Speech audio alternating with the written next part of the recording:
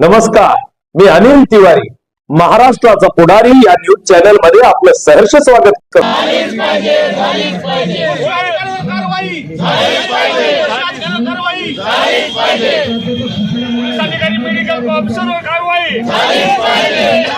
आरोपीला पाठी घालणाऱ्याचं करायचं काय? आरोपीला पाठी घालणाऱ्याचं करायचं काय? अधिकाऱ्यांवर शिक्षा झाली पाहिजे। अधिकाऱ्यावर शिक्षा झाली पाहिजे।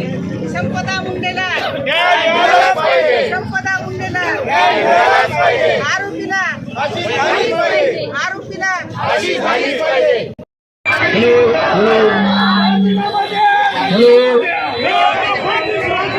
एक मिनिट सर्वांना विनंती आहे, आपापल्या खर्च पेटून मेणबत्ती हातात धरा, शक्य आहे तिथं आणि तयार केलेले निवेदन कोणाकडे आहे ते निवेदन मला कोणाकडे आहे? करायला दिलेलं निवेदन, त्यांना करायला दिलेलं निवेदन कोणाकडे आहे?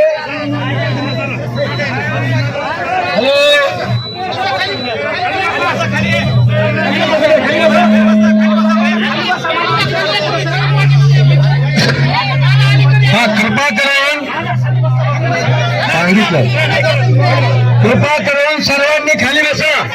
इकडे मला बसता येत नाही खाली, मला खाली बसता येत नाही, मी बाजूला होतो, मला पाठीमागे जाऊ द्या, मला पाठीमागे जाऊ द्या, खाली बसता येत नाही। कृपा करून सर्वांना विनंती आहे, खाली बसा, खाली बसा। एक दोन घोषणा सुरुवातीला आपण एक दोन घोषणा देऊया।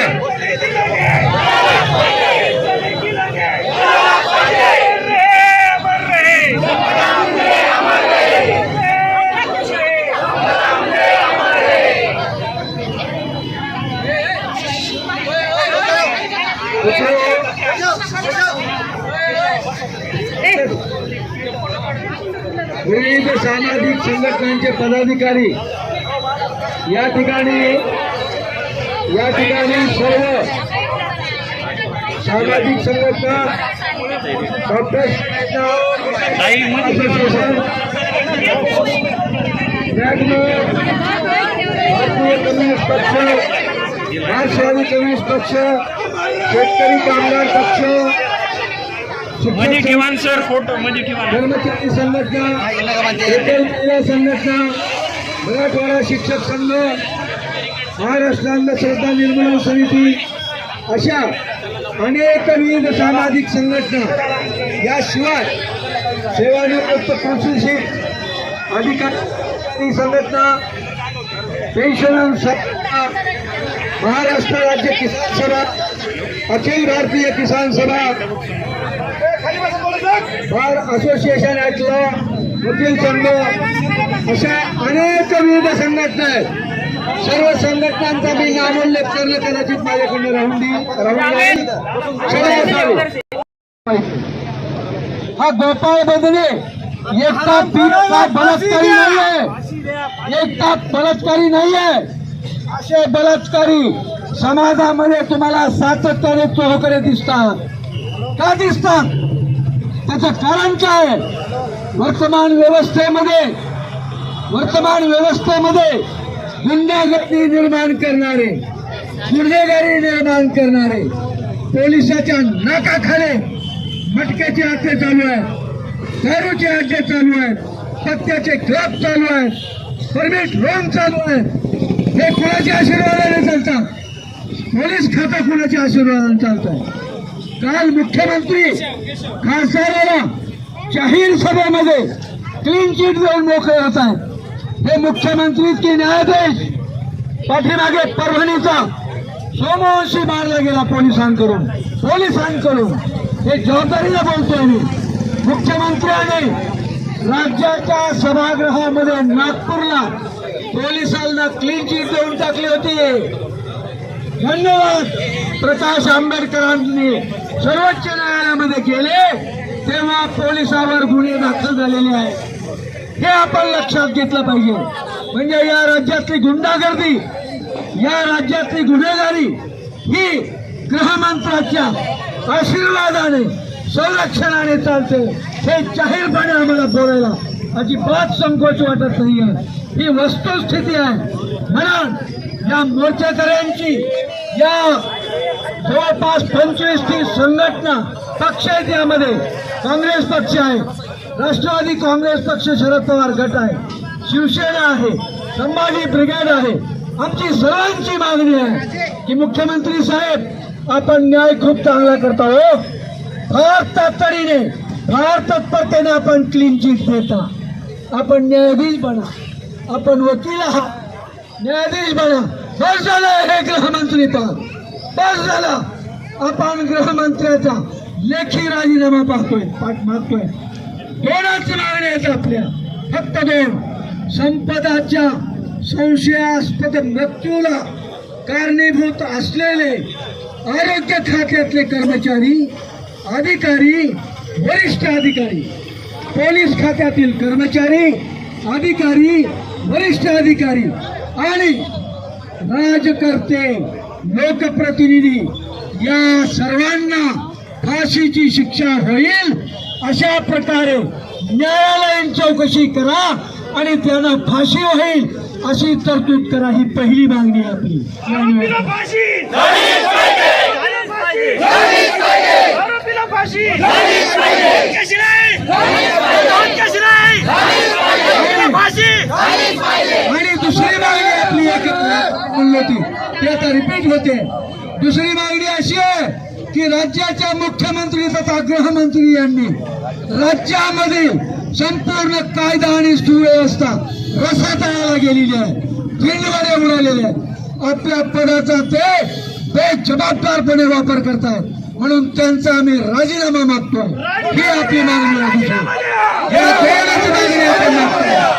थँक्यू.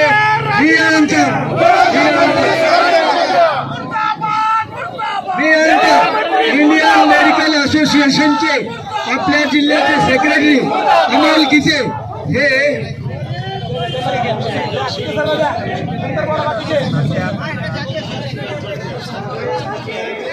महाराष्ट्र राज्याचे इंडियन मेडिकल असोसिएशनचे अध्यक्ष संतोष आणि 6 तासाने घेतले.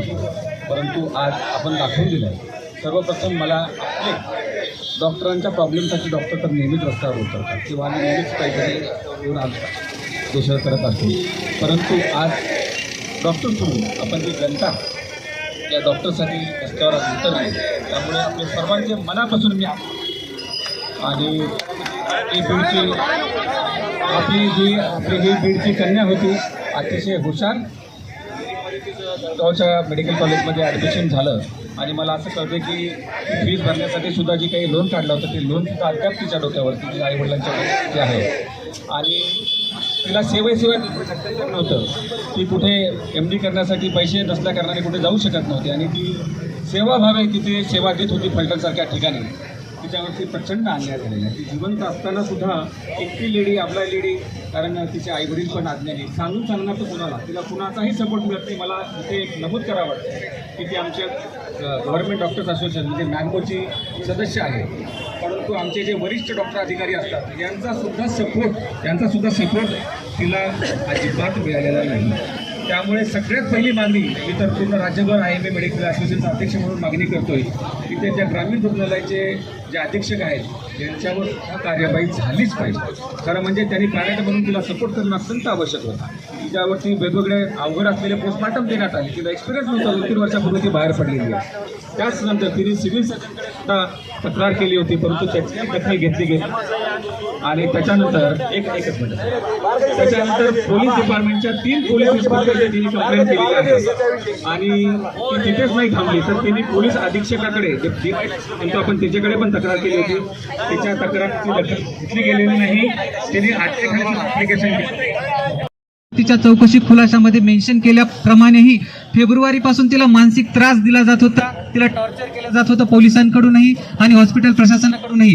तिने सरळ सरळ यामध्ये सांगितलं होतं की हा जर त्रास मला असाच चालत राहिला तर यामधून मी माझ्या जीवाला काहीतरी बरं वाईट करून घेईल आणि यासाठी फक्त आणि फक्त पोलीस प्रशासन जबाबदार राहील. तरी सुद्धा नाही. तर आमची हीच विनंती आहे की तिची चौकशी खुलासा आहे यालाच फक्त त्यांनी सुसाईड नोट कन्सिडर करावी आणि यामध्ये जे आरोपीची नावे आहेत त्यांना कन्सिडर करून लवकरात लवकर SIT बसून आरोपींना फाशीचीच शिक्षा व्हावी. त्याशिवाय त्यांना दुसरी शिक्षा मिळूच नाही, फक्त फाशी शिक्षा आहे. परंतु डॉक्टर संघटना असेल, वकील संघटना असेल, ऊसतोड कामगार संघटना असेल आणि माझ्या रस्त्यावर फिरणारा सर्वसामान्य नागरिक आणि माझ्या भगिनी असतील, या सगळ्या संपदाला, एका सुशिक्षित मुलीला, एका सुशिक्षित लाडक्या महाराजाच्या बहिणीला न्याय मिळाला पाहिजे यासाठी आपण सगळेजण एकत्रित जमलेलो आहोत. इथं संपदाचे बहीण आणि भाऊ उपस्थित आहेत. मला संपदाच्या वडिलांनी एका समाज माध्यमांना दिलेली प्रतिक्रिया आपल्याला सांगायची आहे. त्यांचं एकच म्हणणं आहे, मला एकच बोलायचं आहे की माझ्या संपदाला वाचवायला एकही कृष्ण कसा या राज्यात निर्माण झाला नाही. सगळेच कसे दुर्योधन या राज्यात आहेत. इतकी दयनीय अवस्था जर या राज्याची असेल तर मला सांगा या गृहमंत्र्याचं करायचं काय? आणि गृहमंत्री सांगतायत की मी याला क्लीन चिट देतो, त्याला क्लीन चिट देतो, यांना आता पुढे जायचंय, यांना आता यशस्वी जायचंय. मी 2-3 मुद्दे मांडते की संपदाला न्याय व्यवस्थेपर्यंत आपण कसं पोहोचायचं. संपदाला न्याय मिळाला पाहिजे. फलटण मध्ये जी ही घटना घडली, हॉटेलमध्ये, ज्या हॉटेलच्या रूम मध्ये हँगिंग म्हणजे हँगिंगची घटना दाखवली.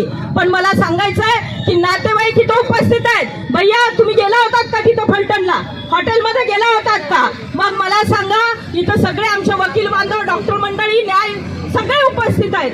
अशा अवस्थेत नातेवाईकांना हजर नातेवाईक झाल्याशिवाय इन्क्वेस्ट पंचनामा होतो का हे सांगा. आणि दुसरं असं मला बोलायचंय की असं जर असेल तर या संपदाला न्याय कसा मिळायचा याचाही गांभीर्याने आपण विचार केला पाहिजे. केवळ SIT स्थापन करून चालणार नाही, तर एका न्यायाधीश व ते उच्चस्तरीय न्यायाधीश असले पाहिजे. त्या न्यायाधीशांच्या अध्यक्षतेखाली एक कमिटी नेमली पाहिजे. त्या कमिटीचे सदस्य हे सुद्धा उच्चस्तरीय प्रशासनात काम केलेले अधिकारी असले पाहिजे. यामध्ये पोलीस प्रशासन आहे. माझं तर एकच म्हणणं आहे, हवालदारापासून खासदारापर्यंत या सगळ्याची चौकशी झाली पाहिजे. संपदासारखी सुशिक्षित बाई, मुलगी आत्महत्या कशी करू शकते? हातावर कसं काय लिहू शकते? निश्चित तिने कुठंतरी सुसाईड नोट लिहून ठेवलेली असणार आहे आणि ती हाईड केलेली असणार आहे. मी राज्य महिला आयोगाच्या अध्यक्षाची आज पत्रकार परिषद कान देऊन ऐकली, तर त्या पत्रकार परिषदेमध्ये त्यांनी आमच्या डॉक्टर संपदा मुंडेचं कॅरेक्टर असॅसिनेशन केलं. तिला चारित्रहीन ठरवण्याचं काम केलं. या राज्यामध्ये ज्याही वेळेस आमची 18 वर्षाची मुलगी आत्महत्या करते, ज्याही वेळेस आमची 25 वर्षाची मुलगी आत्महत्या करते, 100 वर्षाची म्हातारी जरी मारली गेली तरी तिचं कॅरेक्टर असॅसिनेशन केलं जातं आणि या बीड जिल्ह्याला स्टिग्मटाईज केलं जातं. या बीड जिल्ह्यावर आरोप केले जातात. हे आरोप झाले नाही पाहिजे. या महिला मला या महिला आयोगाला एकच सांगायचंय, तुमच्या नटापटावर आमचं ऑब्जेक्शन नाही, तुमच्या भारी भारी साड्यावर आमचं ऑब्जेक्शन नाही, पण तुम्ही जो मीटिंगचा फार्स करता, मीटिंगचं सेलिब्रेशन करता आणि पोलीस अधिकाऱ्यांना दिमतीला लावता, त्याच्याबद्दल आम्हाला तुमच्यावर ऑब्जेक्शन आहे. आणि या सगळ्याच्या साक्षीनं, आमच्या सगळ्या राज्यातल्या लाडक्या बहिणीच्या साक्षीनं या राज्याला मी विनंती करते, राज्यपालाला विनंती करते की या राज्य महिला आयोगाच्या अध्यक्ष ज्या कोणी असतील त्यांचा राजीनामा घ्या. कारण यांना महिला आणि मुलींना कसं काय संरक्षण द्यायचं असतं, इन्व्हेस्टिगेशन कसं करायचं असतं आणि इन्व्हेस्टिगेशन अधिकाऱ्यांना सहाय्य कसं करायचं असतं असतं हेच माहिती नाही. म्हणून मला यांना सांगायचंय की तुम्ही इन्व्हेस्टिगेशन अधिकारी नाही आहात. तुम्ही खुर्चीवर बसून निकाल देऊ नका आणि कॅरेक्टर असोसिएशन करू नका, एवढीच मी विनंती करते. आणि या संपदाला न्याय जोपर्यंत मिळत नाही तोपर्यंत हा बीड जिल्हा जाती पाती विरहित सगळ्यांची मदत, संपदाला न्याय मिळत नाही तोपर्यंत राहील. अशा प्रकारचं आश्वासन सगळ्या बंधू भगिनींनी मला द्यावं. अशा प्रकारचं आश्वासन देताय काय? हात वर करून सांगा. आपण जात पात विरहित सगळ्यांनी संपदा मुंडेच्या आरोपींना फाशीची शिक्षा होईपर्यंत मदत करणार का? जय हिंद, जय महाराष्ट्र.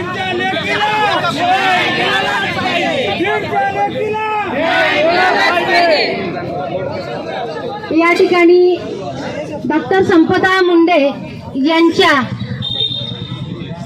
जी आहे भारतीय जनता पार्टीची नेते आहे, तरी सुद्धा मी या प्रकरणामध्ये खऱ्या अर्थाने उतरले आहे. कारण एका लेकीवरती अन्याय झालेला आहे आणि माझ्या बहिणीवरती जर अशा पद्धतीचा अन्याय झालेला असेल तर तिला न्याय मागण्यासाठी आपण रस्त्यावर उतरणं हे आपलं कर्तव्य आहे. आपण बीड जिल्ह्याच्या लेकी म्हणतो. आज त्या पोरीवरती जेव्हा अन्याय झाला, खरोखर तिने जेव्हा तिच्या हातावरती जी सुसाईड नोट लिहून ठेवली होती तर त्याचं सुद्धा ऑब्झर्वेशन झालं पाहिजे. खऱ्या अर्थाने ते हातावरचं लिहिलेलं अक्षर, तिचं अक्षर, या सगळ्या गोष्टी इन्व्हेस्टिगेशन मध्ये येणारच आहेत. परंतु आता सुशीलाताईंनी इथं खूप छान मुद्दे मांडलेले आहेत. त्या सगळ्या मुद्द्याला अनुकरून आपण एकच या गोष्टीची या ठिकाणी मागणी करणार. फास्ट ट्रायल कोर्टामध्ये सदर प्रकरण चाललं गेलं पाहिजे. त्यासाठी विशेष सरकारी वकील जे आहे ते होस्टाईल होणार नाहीत, अशा पद्धतीचे सरकारी वकील या ठिकाणी नेमले गेले पाहिजे. आरोपीला अटक झाली म्हणजे सगळं होत नाही. ज्यावेळेस तुमच्या गावामध्ये एखादी सभा होती आणि त्या माध्यमातून जर तिथे तुम्हाला एखाद्या गोष्टीचं सांगितलं जातं आणि त्यावेळेस जर तुम्ही सरेंडर होत असताल, आरोपी सगळ्या महाराष्ट्राची वारी करून जातो. मग त्याने जी वारी करून गेला, कुणा कुणाशी कनेक्टेड होता, कुणा कुणाशी भेटला, त्याचा प्रत्येक कॉल इथं सगळा तपासला गेला पाहिजे आणि त्यानुसार यातला एक ना आरोपी याला शिक्षा झाली पाहिजे. जातीपातीचं राजकारण करणाऱ्यातले आम्ही नाहीयेत. यापूर्वी या ठिकाणी बीड जिल्ह्यामध्ये गेल्या 2 महिन्यापूर्वी आमच्या बालमैत्रिणीवरती अशा प्रकारचा अत्याचार झाला. त्यावेळेस मीनाक्षी असेल, सुशीलाताई असेल, आम्ही असेल, मयुरी बांगर असेल, सगळ्या जण रस्त्यावर उतरलो. आम्हाला कुणाला जातीचं आणि पक्षाचं राजकारण करता येत नाही. एखाद्या महिलेवरती जर अन्याय झाला तर तिच्यासाठी रस्त्यावर उतरणाऱ्या आम्ही सगळ्या भगिनी आहोत. कुठंतरी उभा राहायची, स्वतःची पब्लिसिटी करायची, यातलं आम्ही नाही येत. त्यामुळं माझ्या या लेकीवर, माझ्या बीड जिल्ह्याच्या बहिणीवर जो अत्याचार झालेला आहे, त्या अत्याचारातल्या प्रत्येक आरोपीला फाशीची शिक्षा झालीच पाहिजे. जोपर्यंत फाशीची शिक्षा होणार नाही तोपर्यंत आपण स्वस्थ बसणार नाही. आज आपण हे एक आंदोलन केलंय, यानंतर सातत्याने त्याचा पाठपुरावा करणार आहेत. आज आंदोलन झालं म्हणून शांत बसायचं नाही, तर याचा पाठपुरावा आपण सगळे बीडवासी करणार आहोत, हे डॉक्टर करणार आहोत.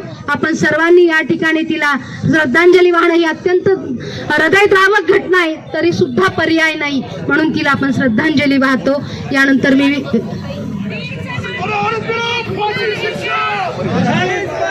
आज आपण सर्व या ठिकाणी डॉक्टर संपदांना पहिला भावपूर्ण श्रद्धांजली देण्यासाठी आलेलो आहोत. आणि आपल्या बीडच्या एकही लेकीवर अन्याय झाला नाही पाहिजे. आणि असा जर अन्याय होत असेल ना, खरं सांगते कायद्याचे रक्षकच हे कायद्याचे भक्षक आहेत. आणि पहिला राजीनामा जर कुणाचा घ्यायचा असेल तर रुपाली चाकणकरचा घ्या.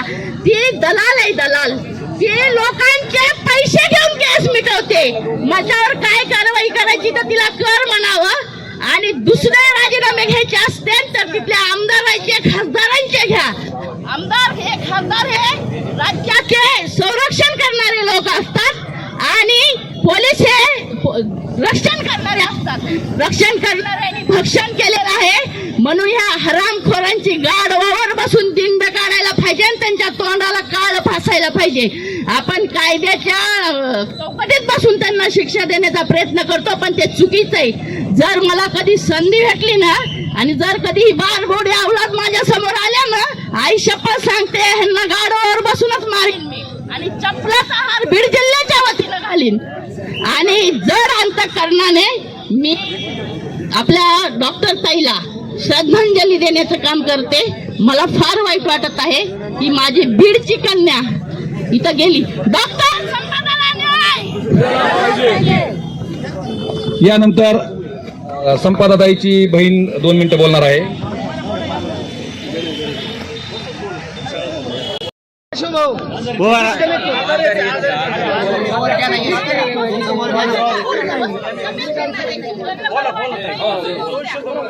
मी डॉक्टर मुंडे प्रणिता संपदा मुंडेची बहीण.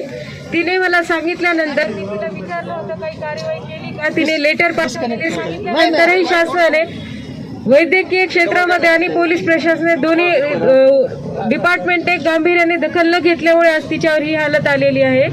जेव्हा माझे नातेवाईक तिथे पोहोचतात आणि त्यांना न कळवता हॉटेलमधून बॉडी ते पोलीस हॉस्पिटलला नेतात पोलीस, न विचारता, तर आम्ही कसं पकडायचं की त्यांनी खरेच तिने हॉटेलमध्ये सुसाईड केली होती.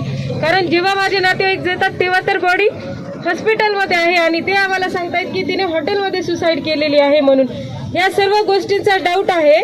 त्यामुळे आम्हाला न्याय मिळाला पाहिजे. SIT समिती स्थापन करा तुम्ही, त्यामध्ये स्पेशल IPS महिला ऑफिसर द्या आम्हाला, त्याशिवाय आम्हाला न्याय मिळणार नाहीये. आणि माझी मुख्यमंत्र्यांना विनंती आहे की त्यांनी लाडकी बहीण योजनेच्या ऐवजी सुरक्षित बहीण योजना चालू करावी. ती जास्त फायदेशीर ठरेल राज्यासाठी. तुमच्या लाडक्या बहीण योजनेचा काहीही उपयोग होत नाही आहे. तुम्ही सुरक्षित बहीण योजना चालू करा. कमीत कमी अजून असा लेकींवर अन्याय तरी होणार नाही. त्यांना संरक्षण मिळणं जरुरी आहे. तुम्ही लवकरात लवकर न्याय द्यावा. आरोपींना लवकरात लवकर फाशी द्या ही आपली विनंती आहे. यानंतर इन्फंटचे आपले संचालक वासियाच्या वतीनं डॉक्टर संपदा मुंडे यांचं जे दुर्दैवी अंत झालेला आहे त्याला जबाबदार असणारे सर्व शासकीय अधिकारी आणि प्रतिनिधी तर धरून मी राज्याचे गृहमंत्री आणि मुख्यमंत्री महोदय यांना विनंती करतो की याची SIT चौकशी करून दोषींवर कारवाई करून दोषींवर फाशी द्यावी आणि संपदा मुंडे यांच्या कुटुंबियांना न्याय मिळवून द्यावा. मी या ठिकाणी विनंती करतो. नंतर बचाव मंचचे निमंत्रक आणि आजचा मोर्चा जो पुढाकाराने आपण सुरू केलेला आहे याचे संयोजक आमचे स्नेही जायबाई हे आपल्याला संबोधित करतील.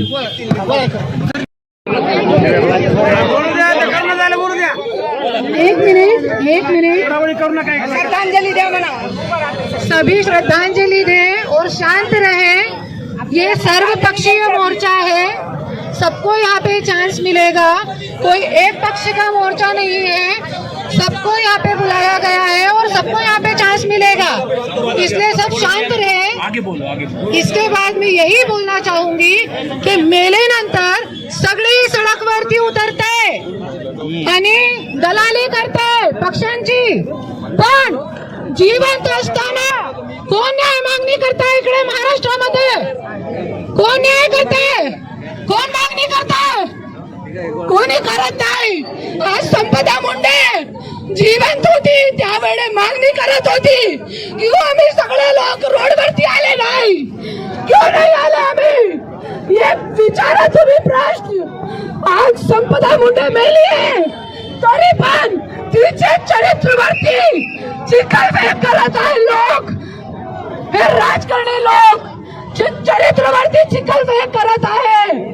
आणि आज ते पोलीस अधिकाऱ्यांचे रिश्तेदार लोकांना मी बोलते, पूर्ण महाराष्ट्राची महिलांच्या वतीने मी बोलते की जरी याच्या पुढे तिच्या चरित्रावर एक शब्द सांगितला तर मी पूर्ण महाराष्ट्राची महिला आणि स्वराज्य शक्ती सेनाची महिला घेऊन तुमच्या घरावर येऊन तुम्हाला त्या गोष्टीचा मी उत्तर देणार आहे. जय हिंद, जय महाराष्ट्र. एक मिनट और मैं एक ही बात बोलूंगी कि जीते हुए लोगों को न्याय देने के लिए रोड पे उतरी है. बस.